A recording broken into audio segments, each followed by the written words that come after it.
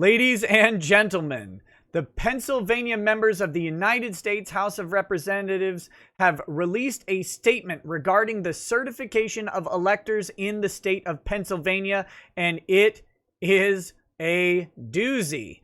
It is a doozy, casting doubt on the actual certified electors from Pennsylvania and indicating perhaps a possibility that they will participate in contesting that slate of electors when those electoral votes are opened and read by Mike Pence on the reading day of January 6, 2021. Let's take a quick look at it, but this press release will be included in the description of this video for you to take a look at it for yourself. It has today Pennsylvania members of the House of Representatives, including Congressman Dan Muser, Congressman Glenn G.T. Thompson, Congressman Mike Kelly, Congressman Scott Perry, Congressman Lloyd Schmucker, Congressman Guy Reschenthaler, Congressman John Joyce, and Congressman Fred Keller released the following joint statement. The United States Constitution is unambiguous in declaring that state legislatures are the entity with authority to set election procedure. And they cite the elections and electors clauses of the Constitution. And they go on to say, unfortunately, the many unlawful actions undertaken by the Pennsylvania Governor's Office, the Secretary of State, and what has been described as a rogue Pennsylvania Supreme Court exceeded and circumvented the state legislature's clear constitutional authority. And they list the unlawful actions, include but are not limited to accepting ballots past 8 p.m. on Election Day, not properly requiring signatures to match those on mail-in ballots or requiring dates. Meanwhile, the matching of signatures was required at a polling site, authorizing the curing of mail-in ballots with less than 24 hours notice. Only some counties were informed and adhered to this order, leaving voters treated unequally from county to county, authorizing the use of unsecured drop boxes, which is not permitted in statute, and prohibiting certified poll watchers overseeing the canvassing of ballots in Philadelphia. These unlawful actions were taken without the authority or consent of the Pennsylvania State Legislature. These are facts, and they are indisputable. Additionally, the Pennsylvania Attorney General did nothing with regard to these unlawful activities, not one inquiry, no questioning, and certainly no investigations, not to mention that hundreds, if not thousands, of affidavits outlining election complaints and potential fraud were documented, submitted, and ignored. The Pennsylvania election can be summed up as a free-for-all, with no oversight and different standards applied throughout the Commonwealth. It is also very apparent that the unlawful actions described were concentrated in heavily populated Democrat-led counties. By definition, such unlawful, unregulated, and inconsistent activities resulted in a highly questionable and inaccurate vote total. The scope of these inaccuracies cannot be known until the legal ballots are identified and counted and the illegal ballots are disqualified. This has not been done. Therefore, the state's official certification of electors was based upon a flawed system and an inaccurate vote count, thus very possibly resulting in an erroneous certification.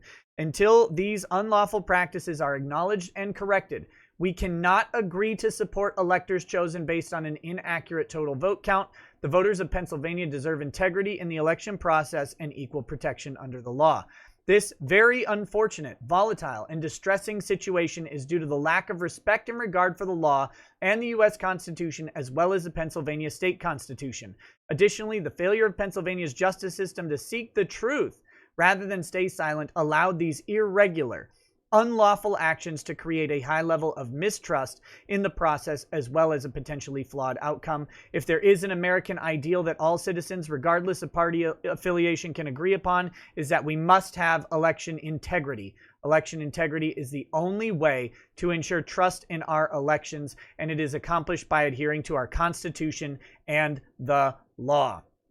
A very strongly worded statement and press release from the House Republicans in the United States House representing Pennsylvania. Now, real quickly, these guys do not have the power to decertify or affect the certification of the electors that were sent to the vice president. What they can do, however, is join up with a senator and contest these certifications. We do know that a Senator Josh Hawley of Missouri has agreed to join in the into the contest against the submitted electors. This will trigger a 12th Amendment debate, which will last somewhere between 2 and 100 hours.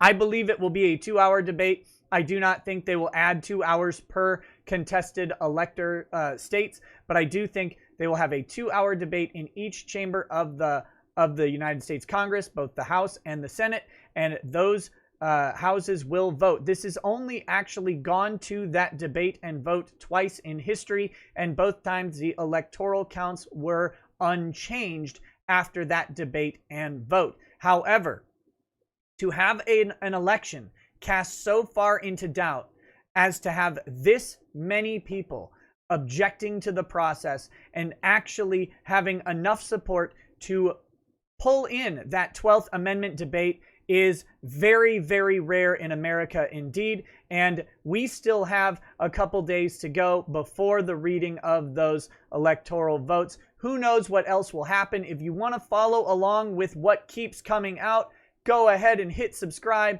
hit like, share, let people know what's going on. It's not just people commenting online that have problems with the election. We've got state representatives, we've got national level representatives, we have senators, we have a whole bunch of people asking questions about this election, and all of them want the same thing. Was there integrity in the election? How do we trust it if we don't test it? That's what they're asking. That's what they're looking for. And that's what no one is getting. Well, Happy New Year, folks. We'll be watching. Peace. Peace.